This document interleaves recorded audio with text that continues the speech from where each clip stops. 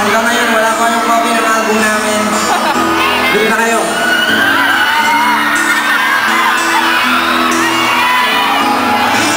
Lisa mo RJ, nakakawit ako eh.